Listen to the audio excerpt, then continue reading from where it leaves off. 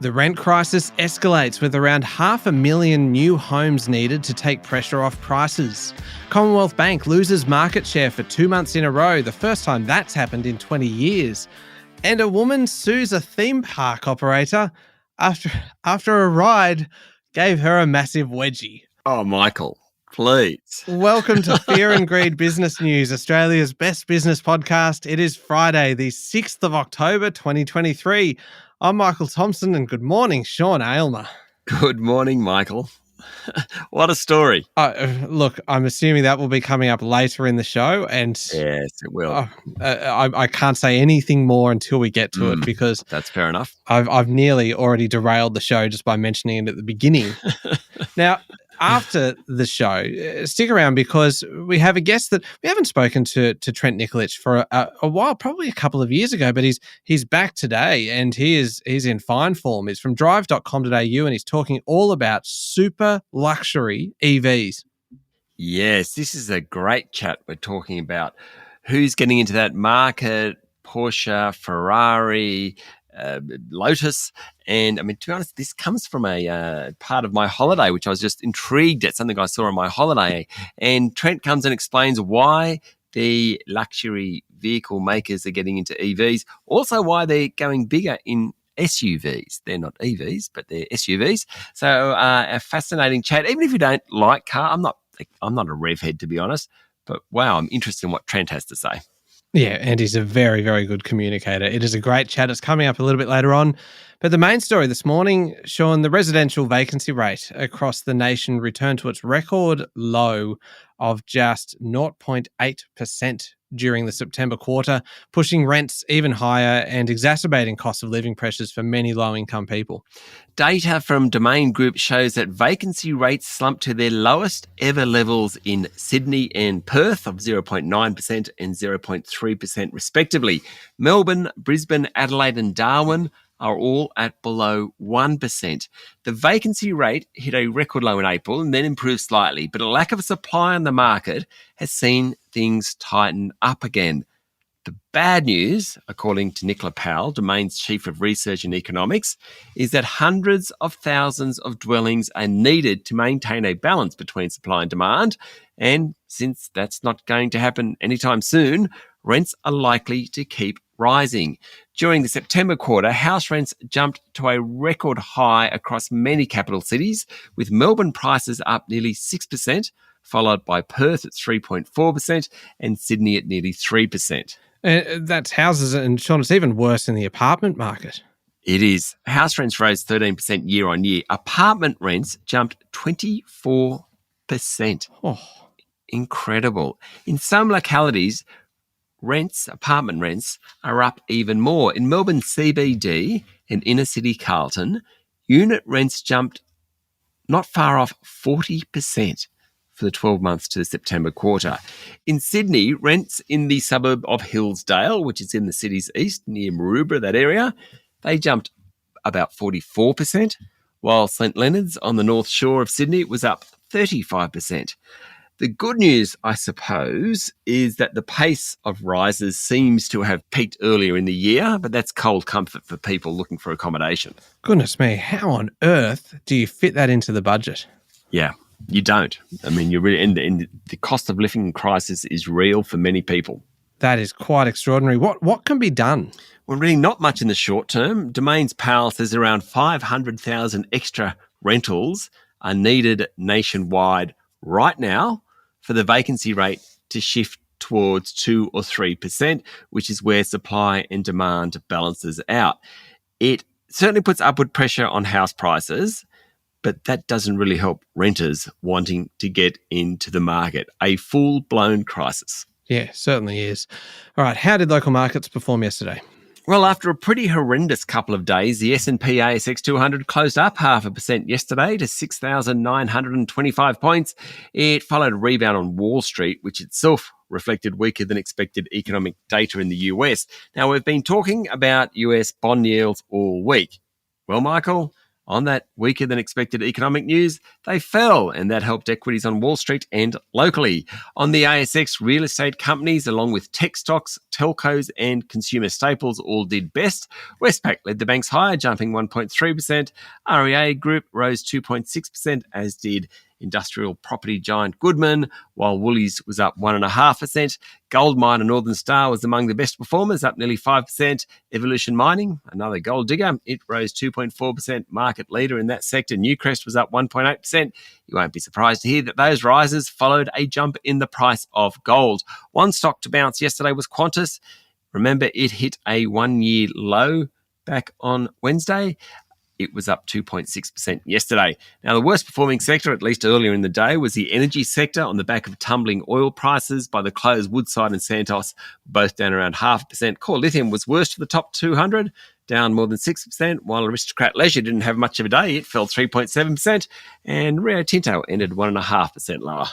You mentioned it in passing before, Sean, but clearly there is a bit happening on international markets.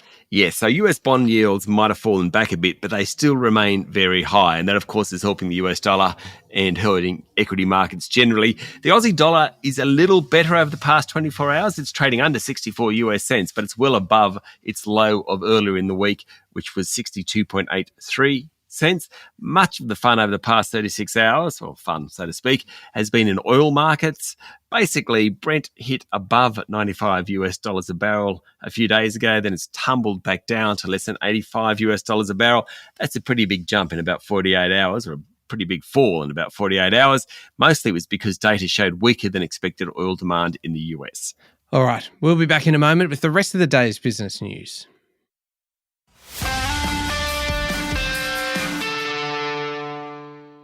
Sean, with the Voice referendum now just a week away, Prime Minister Anthony Albanese was in Brisbane campaigning for the Voice yesterday, asking voters to look at the question and vote on that basis. Albanese said Australia is the only former colony in the world that does not acknowledge its First Peoples, and it's time to do so.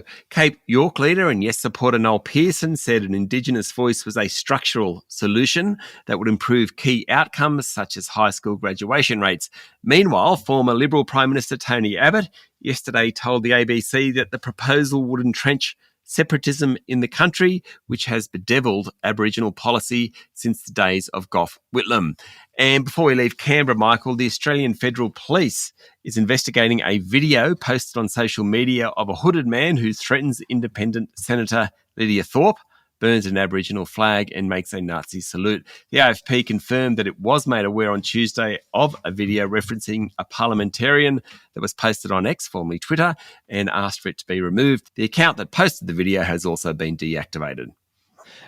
Sean, Commonwealth Bank has long been the gorilla in the highly profitable home lending market, but in recent months it's been losing market share. So I suppose it's shrinking slightly to the chimpanzee status. Yeah, something like that. I mean, the fact that it is losing market share might actually be good news for borrowers, particularly if the country's largest bank becomes more competitive in the market.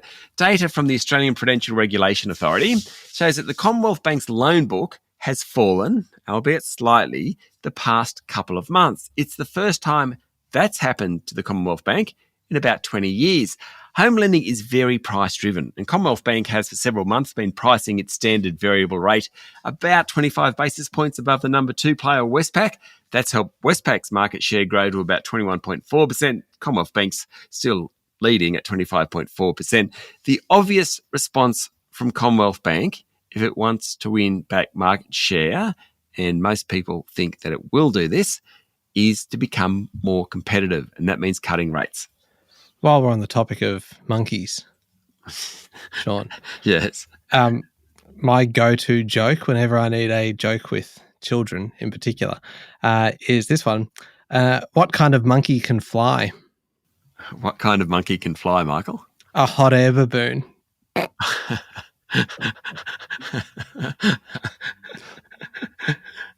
I have used that so many times over about the last 20 years. Am I laughing at the joke, or am I laughing at the fact that you told the joke? I would like to think that you're laughing at the joke, and just please let me just think that. Do not correct that. Okay. Now, Sean, it has been a rough 36 hours for Qantas, or should I say another rough 36 hours yesterday, because the national carrier has had to contend with a strike in Western Australia and an IT outage in its freight division. Dozens of flights in Western Australia were cancelled after pilots from Qantas subsidiary Network Aviation walked off the job for 24 hours over a pay dispute. More than 40 flights to regional towns and mine sites were cancelled. While this was going on, the airline was struggling with the system outage that hit its freight division first over the weekend. That triggered a build-up of cargo, which was delaying international shipments. Now, Michael, Qantas said it was prioritising the transport of critical items, including medical supplies and human remains, while the transport of perishable items such as fruit and flowers were given less importance. Finally, yesterday, really strong winds in Sydney caused the cancellation of almost 100 flights in that city, affecting all carriers. Sean, an effigy of King Charles III will start appearing on Australian coins within months. Now, that is the first change to the currency in 70 years. Yes, the Royal Australian Mint released the effigy yesterday. I must say, when they released the effigy, I had to look up the word effigy because I always thought it was something that you burnt. I did too. I absolutely thought that. And so what? It is just the standard term for the image. Yeah, it's an image, basically. Anyway, the Royal Australian Mint released the effigy yesterday. Basically, the King's profile. It's the King's profile. I must say, I think it makes him look a little jowly, just quietly. Do you reckon he gets to approve it before it goes out there? Totally. In fact, the image of King Charles III is the official Commonwealth effigy. The one that Australia was using is the official Commonwealth effigy. It was designed by the Royal Mint in London and given royal approval. So I'm sure he got to approve it.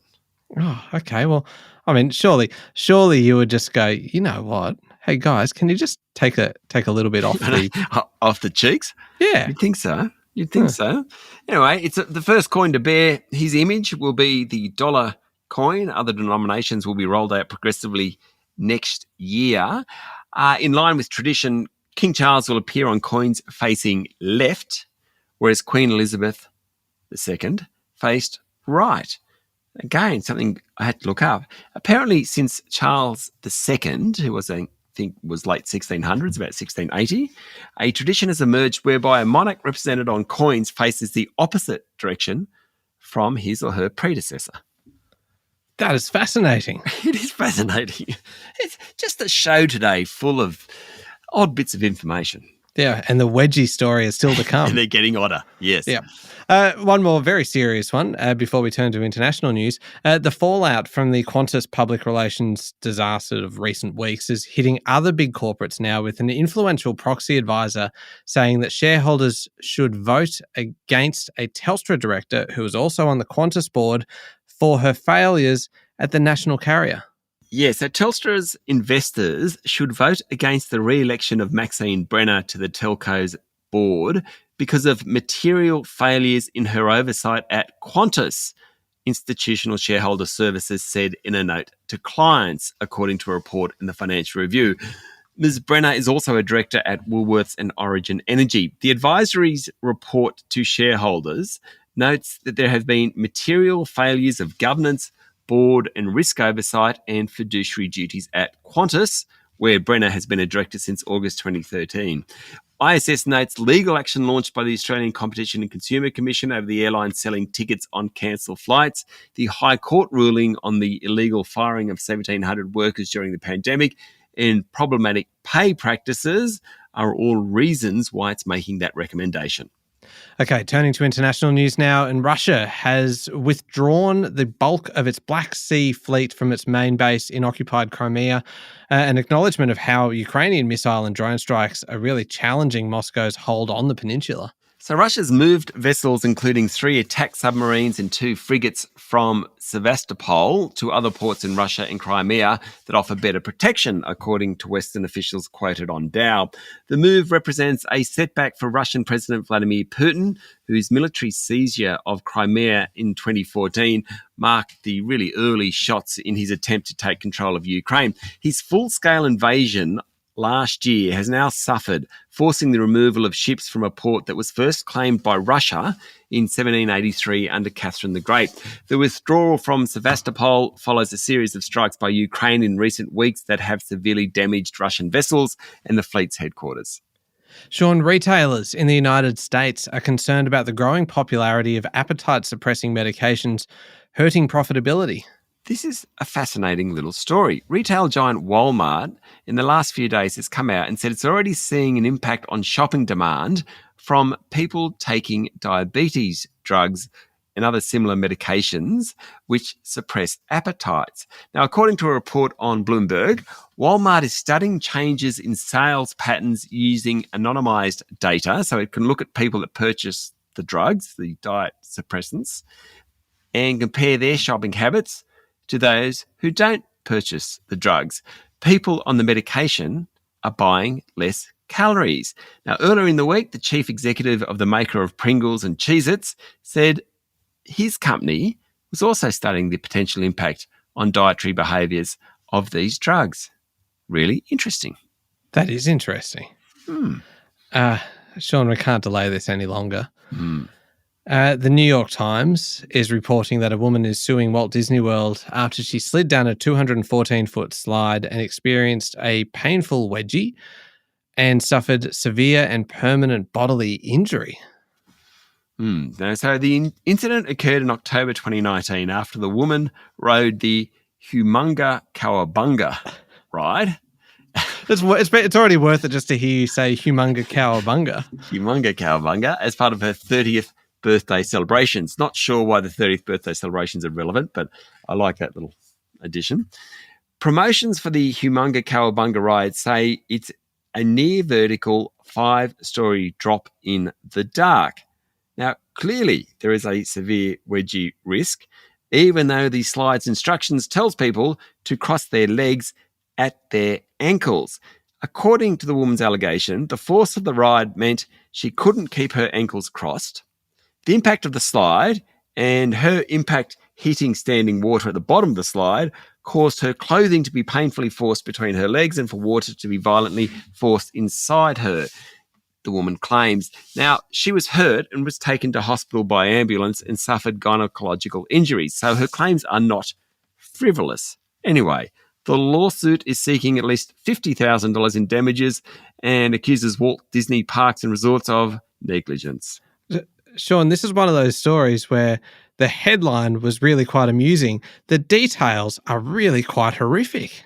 Yeah, they are. I mean, it's kind of the way it's been put is quite humorous, but the poor woman, horrendous. Oh my gosh, those would be life-changing injuries. Well, that's the claim. Yes, those water slides, right? They can be. I remember kind of at SeaWorld. This would be like 25 years ago, right? And they can be so steep and so fast, and you stand at the bottom of the water slides, and you just see every single person that stands up, and there are just white cheeks everywhere because no matter what they are wearing, whether it's board shorts or kind of Speedos or bikini bottoms or anything, everything just rides up as a result of this. And it's just like these kind of just cheeks wherever you look. I'm leaving that alone. Okay, probably a good idea. Up next is the Fear and Greed Daily Interview. You're speaking with Trent Nikolic, the managing editor of drive.com.au. All about electric vehicles, particularly made by those luxury car makers, the Maseratis, the Porsches, the Lotuses, those sorts of cars. It's a great conversation. It's coming up next in the Fear and Greed playlist on your podcast platform or at fearandgreed.com.au. Thank you, Sean. Thank you, Michael. It is Friday, the 6th of October, 2023. Make sure you're following the podcast and please join us online on Instagram and LinkedIn and X and Facebook. I'm Michael Thompson and that was Fear and Greed Business News. Have a great day.